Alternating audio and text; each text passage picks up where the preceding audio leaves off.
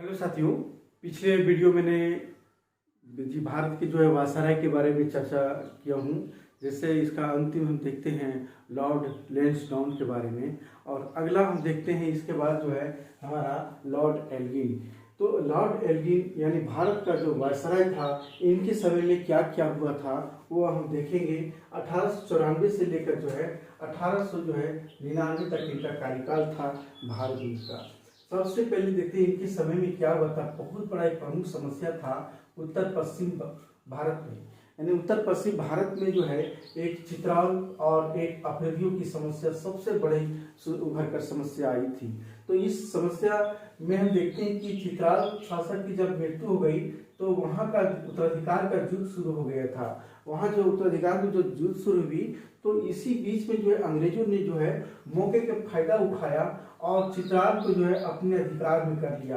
तो अंग्रेजों ने अपनी बहुत ही सूझबूझ और कूटनीति से जो कार्य किया और अपने अधिकार में जैसे चित्राल कर लिया, तब अफरीदियों ने भी जो है बहुत असंतुष्ट हो गया। तब जाकर के उन्होंने जो उत्तर पश्चिम सीमा प्रांत में हमारे जो दर्रे हैं, खैबर दर्रे को जो है बंद कर दिया था। तो अंग्रेजों ने खैबर दर्रे जैसे ही जो है अफरीदियों ने खैबर दर्रे को बंद कर दिया, अंग्रेजों ने जो है इसका बहुत कार्रवाई की, यानी इसके विरुद्ध कार्रवाई की, और 1897 ईस्वी में अफरीदियों ने पूर्ण रूप से समर्पण कर दी। यानी कहने का तात्पर्य है कि अफरीदियों ने जो अंग्रेजों के सामने टिक नहीं पाया, उसका दमन कर दिया, और अंतिम में जो है अफरीदियों ने पूर्ण रूप से जो है समर्पण कर दिया। लॉर्ड एल्गिन ने कहा था अपने समय में, बहुत ही महत्वपूर्ण स्टेटमेंट है, कि भारत को तलवार के बल पर विजित किया गया है और तलवार के बल पर इसकी रक्षा की जाएगी। तो ये जो है लॉर्ड एल्गिन ने ही कहा था।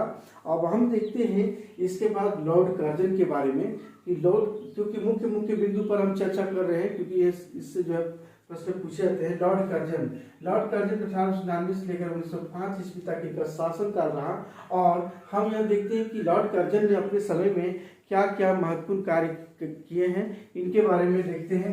1899 में सबसे पहले भारतीय टंकन और पत्र मुद्रा अधिनियम पारित किया गया, जिसके अनुसार हम देखते हैं यहाँ पर पौंड को जो है भारत में विधिक रूप से जो है मान्यता मिलेगी। तो इस तरह से कर्जन ने जो है काम करवाया। एक और था, कर्जन 1899 में कलकत्ता निगम अधिनियम पारित हुआ, जिसमें क्या था, जितने भी निर्वाचित सदस्य थे निगम में, तो निर्वाचित सदस्यों की संख्या कम कर दिया गया और अंग्रेजों की संख्या बढ़ा दी गई। यहाँ पर अंग्रेजों ने जो है अपनी कूटनीति से काम लिया और अपने अंग्रेजों की संख्या बढ़ा दी गई कलकत्ता निगम अधिनियम के तहत जो निर्वाचित सदस्य होते थे सो।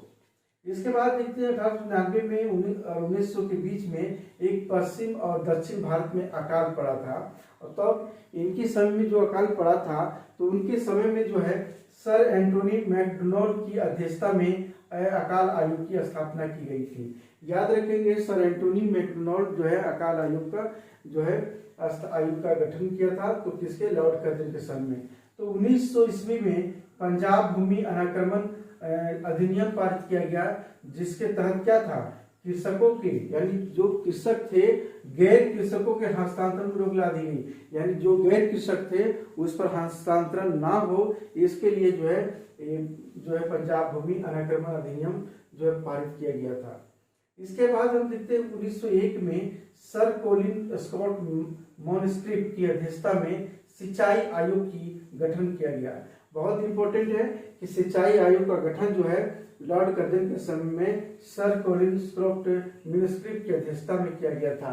एक और देखते हैं 1902 ईस्वी में कि सर एंड्रूज की अध्यक्षता में पुलिस आयोग का गठन किया गया। बहुत ही महत्वपूर्ण है, पुलिस आयोग का गठन किया गया।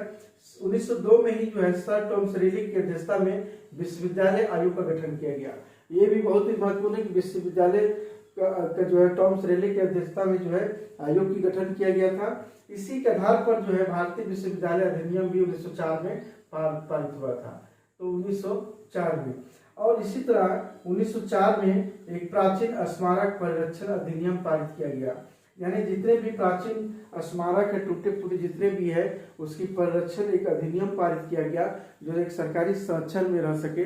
आर्कियोलॉजिकल सर्वे ऑफ इंडिया जिस तरह से अभी करती है, उसी तरह 1904 में प्राचीन स्मारक परिरक्षण अधिनियम पारित करवाया था इन्होंने। ये सबसे बड़ा महत्वपूर्ण है कि इनके जो मुख्य है भारतीय मुद्रा टंकर, भारतीय पत्र मुद्रा अधिनियम, कलकत्ता निगम अधिनियम, और यहाँ पर जो अकाल आयोग था उसके लिए पंजाब भूमि अनुक्रमण, यहाँ पर सिंचाई आयोग, पुलिस आयोग, विश्वविद्यालय आयोग, और इस तरह से जो है प्राचीन स्मारक जो संरक्षण अधिनियम, ये सब पारित किया गया है ये लॉर्ड कर्जन के समय। तो इसको याद रखेंगे सिलसिलेवार तरीके से। एक और देखते हैं कि इन्हीं के समय 1902 से 1908 ईस्वी तक जो है लॉर्ड किचनर भारत के मुख्य सेनापति रहे थे।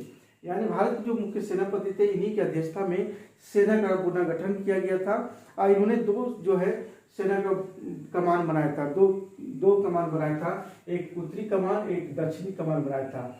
इसका कार्यालय था मरी, उत्तरी कमान का मरी, और इसका प्रहार कौन था, पेशावर, और इसका कार्यालय था पुणे, और इसका प्रहार था क्वेटा। ये इनके समय में बनाया गया था, बहुत ही महत्वपूर्ण है। एक और महत्वपूर्ण है कि 1903 ईस्वी में यंग हस्बैंड के नेतृत्व में तिब्बत का अभियान हुआ था। पूछा जाए कि तिब्बत का अभियान जो हुआ था किसके नेतृत्व, अंग्रेजों के किसके नेतृत्व में हुआ था, अंग्रेज सेना का, तो यंग हस्बैंड के नेतृत्व में 1903 में हुआ था। इससे भी प्रश्न पूछे जाते हैं, बहुत इंपॉर्टेंट है। इन्हीं के समय में सबसे अधिक रेलवे लाइन बनाई गई, यानी अंग्रेजों जिस समय रेलवे लाइन बिछाई जा रही थी तो लॉर्ड कर्जन के समय में ही जो है सबसे अधिक जो है रेलवे लाइन बिछाई गई। और इस कार्य के लिए रेलवे विशेषज्ञ था मिस्टर टॉमस रॉबर्टसन को, वही को जो है भारत बुलाया गया था, इसके लिए विशेषज्ञ था। एक और हम देखते हैं कि 20 जुलाई 1905 को बंग विभाजन की घोषणा भी इसी के समय में हुई थी। और एक बात हुआ था कि किचनर और जो है यानी जो भारत के मुख्य सेनापति यानी किचनर और लॉर्ड कर्जन जो थे, दोनों में विवाद हो गया था और अपने पद से इस्तीफा दे दिया। तो यहाँ पर हम देखते हैं कि सीआईडी का यानी सीआईडी विभाग की भी स्थापना इन्हीं के समय में हुआ था, ये भी महत्वपूर्ण है। इसके बाद हम देखते हैं लॉर्ड मिंटो के बारे में। 1905 से 1910 ईस्वी के बीच में, इन्हीं के बीच में हम देखते हैं 1905 में क्या हुआ था कि मोर्ले मिंटो अधिनियम पारित किया गया। तो जा करके मोर्ले मिंटो सुधार अधिनियम जो है 1909 में हुई थी। तो इन्हीं के समय में देखते 1906 में मुस्लिम लीग की भी स्थापना की गई थी। अब हम इसके बाद ये तो बहुत ही महत्वपूर्ण है, इनको नोट कर लेंगे। और इसके बाद हम देखते हैं लॉर्ड हार्डिंग के बारे में। देखते हैं कि लॉर्ड हार्डिंग जो है 1910 से लेकर 1916 ईस्वी तक इनका शासनकाल रहा, वायसराय के रूप में रहा लॉर्ड हार्डिंग जो थी। इनके समय में जो महत्वपूर्ण बिंदु जो महत्वपूर्ण है क्या क्या था वो देखते हैं कि दिसंबर 1911 में जॉर्ज पंचम का दिल्ली आगमन हुआ था। यानी ब्रिटेन के जो राजा थे तो जो जॉर्ज पंचम का जो है दिल्ली आगमन हुआ। और एक और देखते हैं बंगाल विभाजन वापस लेने की घोषणा। ये बंगाल जो बंग विभाजन हुआ था उसकी जो पुरजोर जो इसका विरोध हो रही थी, तो उसको अंतिम रूप से बंगाल विभाजन वापस लेने की घोषणा लॉर्ड हार्डिंग द्वितीय के शासनकाल में हुआ। तीसरी थी कलकत्ता से, यानी राजधानी को कलकत्ता से परिवर्तित कर दिल्ली लाई गई 1911 में। और लॉर्ड हार्डिंग के द्वारा सबसे पहले जब दिल्ली में प्रवेश किया तो दिल्ली के में प्रवेश करते समय इन पर बम फेंका गया, जिसे दिल्ली षड्यंत्र के नाम से भी जाना जाता है।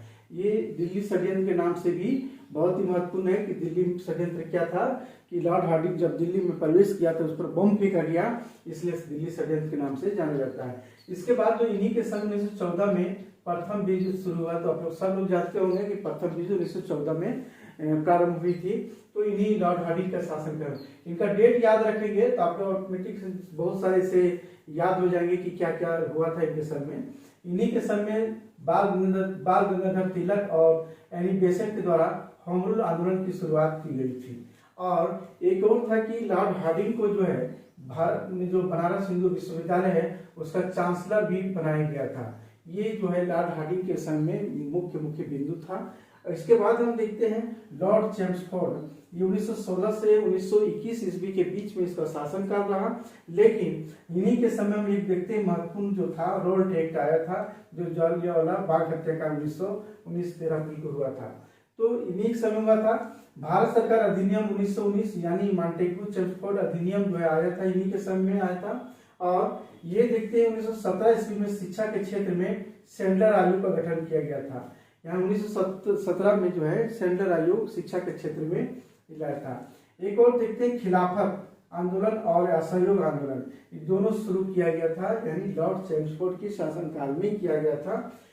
इसका असहयोग आंदोलन, खिलाफत आंदोलन का अगले वीडियो में इस तरह से बताने के प्रयास, सिर्फ देख रहे हैं हम कि मुख्य मुख्य बिंदु इनके शासनकाल में क्या क्या हुआ था। 1909 से लेकर 1919 तक अफगानिस्तान के शासक हबीबुल्लाह थे। जब इसकी हत्या कर दी गई तो अमीनुल्लाह जो उनका उत्तराधिकारी जो है नया शासक बनाया गया।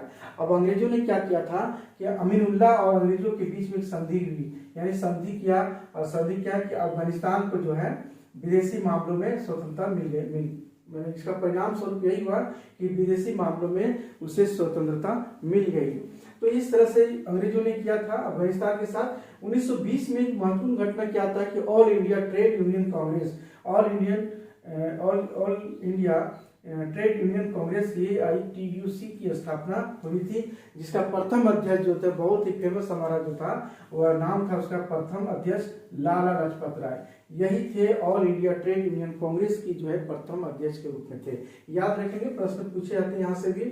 इसके बाद हम देखते हैं लॉर्ड रीडिंग 1921 से जो है 1926 ईस्वी के बीच में इसका शासनकाल रहा लॉर्ड रीडिंग का। ये 1921 में प्रिंस ऑफ वेल्स की भारत यात्रा आई हुई थी और इन्हीं के समय में हुई थी, यानी प्रिंस ऑफ वेल्स की जो है भारत यात्रा हुआ था इन्हीं के समय में। 1921 ईस्वी में केरल में एक मालाबार तट में मोपला विद्रोह हुआ था, जिसका नेता अली मुस्लियार था। इसका अगला वीडियो में बताने का प्रयास करेंगे कि मोपला विद्रोह क्या था। तो मोपला विद्रोह इन्हीं के समय था और उसका नेता अली जो है मुस्लियार थे। एक और देखते हैं, भारतीय कम्युनिस्ट पार्टी की स्थापना 1925 में की गई। ये भी बहुत ही महत्वपूर्ण है कि 1925 में, यानी डेट याद रखेंगे, आपको ऑटोमेटिक याद रहेगा कि हमें इसके शासनकाल में हुआ था।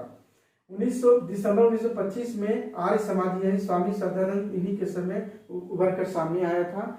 और इसके बाद देखते हैं लॉर्ड इरविन के बारे में कि लॉर्ड इरविन कौन थे। लॉर्ड इरविन 1926 से 1931 का तक इनका वायसराय के रूप में रहा। और इनके समय देखते हैं 1928 में क्या था, साइमन कमीशन भारत का आगमन हुआ था। साइमन कमीशन जो सातों अंग्रेज था, जिसके बारे में अगला वीडियो बताने का प्रयास करेंगे। साइमन कमीशन, सविनय अवज्ञा आंदोलन। तो 12 मार्च 1930 ईस्वी को सविनय अवज्ञा आंदोलन की शुरुआत हुई थी इन्हीं के समय में। और एक और देखते हैं 8 अप्रैल जो है 1929 को दिल्ली असेंबली में भगत सिंह और बटुकेश्वर दत्त के द्वारा बम फेंका गया था। इन्हीं के समय, लॉर्ड इरविन के समय में फेंका गया था। सिर्फ जो है नवंबर 1930 ईस्वी में प्रथम गोलमेज सम्मेलन संपन्न हुआ और जो है 5 मार्च 1931 को गांधी इरविन समझौता संपन्न हुआ था, यानी गांधी और इरविन के बीच में समझौता हुआ था। इसके बाद देखते हैं लॉर्ड वेलिंगटन। मुख्य बिंदु पर हम चर्चा कर रहे हैं सिर्फ, तो अगला वीडियो में जो भी है उसका डिटेल हम बताने का प्रयास करें। सिर्फ हम देख रहे हैं कि वायसराय के शासनकाल में कौन कौन से महत्वपूर्ण कार्य हुए थे। विलिंगटन जो 1931 से 1936 ईस्वी तक इनका शासनकाल रहा था, लॉर्ड विलिंगटन का। सितंबर 1931 से दिसंबर 1931 द्वितीय गोलमेज सम्मेलन हुआ और इस सम्मेलन में एकमात्र ऐसा सम्मेलन था जो कांग्रेस ने भाग लिया था। और कांग्रेस का प्रतिनिधित्व कौन किया था, यानी गांधी जी, महात्मा गांधी ने किया था। इन्हीं के समय में जो है 1932 ईस्वी में रेलवे मैकडोनाल्ड के द्वारा एक सांप्रदायिक अवार्ड की घोषणा भी की गई थी। इन्हीं के समय में एक कहते हैं कि सितंबर 1932 को गांधी जी और भीमराव अम्बेडकर के बीच में पुणे पैक्ट हुआ था। पुणे के जेल में जो थे उस समय, तो उसी समय जो है अम्बेडकर और जो है गांधी जी के बीच में समझौता हुआ। दिसंबर 1932 ईस्वी में तृतीय गोलमेज सम्मेलन संपन्न हुआ और इन्हीं के समय में पहला बहुत ही इंपॉर्टेंट है, भारत सरकार अधिनियम 1935 पारित हुआ था। याद रखेंगे कि भारत सरकार अधिनियम 1935 से किस वायसराय के शासनकाल में हुआ था, तो लॉर्ड विलिंगटन के शासनकाल में हुआ था, याद रखेंगे। इसी प्रकार देखते हैं लॉर्ड लिनलिथगो 1936 से 1944 ईस्वी तक इनका शासनकाल रहा। और इनका सबसे बड़ा इसके शासनकाल में देखते हैं कि 1937 में जो प्रांतीय चुनाव हुआ था, वो प्रांतीय चुनाव संपन्न हुआ था, जिसमें से 7 प्रांतों में कांग्रेस की सरकार बनी थी। कितना, कांग्रेस की सरकार बनी थी 7 प्रांत, याद रखेंगे 7 प्रांतों में कांग्रेस की सरकार बनी थी। इस समय 1 दिसंबर 1939 को द्वितीय विश्व युद्ध शुरू हुआ था। आप लोग सब जानते होंगे कि द्वितीय विश्व युद्ध शुरू 1939 में सुभाष चंद्र बोस के द्वारा एक फॉरवर्ड ब्लॉक की स्थापना की गई थी, अपनी संस्था की स्थापना किया था। 1940 में लाहौर कांग्रेस अधिवेशन में पहली बार पाकिस्तान की मांग की गई। यानी पाकिस्तान की मांग किसके शासनकाल में हुई थी? वायसराय के शासनकाल में। तो याद रखेंगे कि लॉर्ड लिनलिथगो के शासनकाल में पाकिस्तान की मांग लाहौर कांग्रेस अधिवेशन में हुआ था। 8 अगस्त 1940 को प्रस्ताव भी, 1940 का अगस्त प्रस्ताव भी आया था अलग से। मार्च जो है 1942 को क्रिप्स मिशन भी भारत आया था। इन्हीं के शासनकाल में क्या था? क्रिप्स मिशन भारत आया था। इसके बाद देखते हैं 9 अगस्त 1942 को भारत छोड़ो आंदोलन भी की शुरुआत हुई थी, जो अगस्त क्रांति कहते हैं। इसके बाद हम देखते हैं लॉर्ड वेवेल के बारे में। इसके बाद हम देखते हैं लॉर्ड वेवेल के बारे में। लॉर्ड वेवेल यानी 1944 से 1947 तक इसका शासनकाल रहा, और ये सबसे पहला कि 1945 में शिमला समझौता हुआ इसके शासनकाल में। इसके बाद है मार्च 1946 में कैबिनेट मिशन जो है भारत आए थे निक्सन में। 20 फरवरी यानी ब्रिटिश प्रधानमंत्री ने एटली ने घोषणा किया था कि अंग्रेज जो है 30 जून 1948 के पहले भारत छोड़ देंगे। एटली क्या थे? लेबर पार्टी के थे। तो इस तरह से लॉर्ड वेवेल के शासनकाल में महत्वपूर्ण रहा, और लॉर्ड माउंटबेटन के समय मार्च 1947 से जून 1948 तक ये रहे थे। ये सबसे पहले कि भारतीय स्वतंत्रता विधेयक 1947 में पारित हुआ था, जिसके द्वारा क्या था? भारत और पाकिस्तान 2 राष्ट्रों का निर्माण की घोषणा किया गया था। माउंटबेटन के द्वारा जो है गांधी जी को क्या कहा था? 1 मैन बाउंड्री फोर्स, ये कहा था। और देखते हैं कि भारत के अंतिम वायसराय और स्वतंत्र भारत के और अंतिम और स्वतंत्र भारत के प्रथम वायसराय थे ये लॉर्ड माउंटबेटन। तो इस तरह से हम देखें कि भारत के वायसराय के बारे में इस तरह जो मुख्य बिंदु पर आज हम चर्चा किए। इसके बाद हम अगला वीडियो में जो है किसान आंदोलन के बारे में हम चर्चा करेंगे कि भारत में कौन कौन से जो है किसानों का जो द्वारा आंदोलन किया गया था, इसके बारे में चर्चा करेंगे। आज की क्लास यहीं समाप्त करते हैं।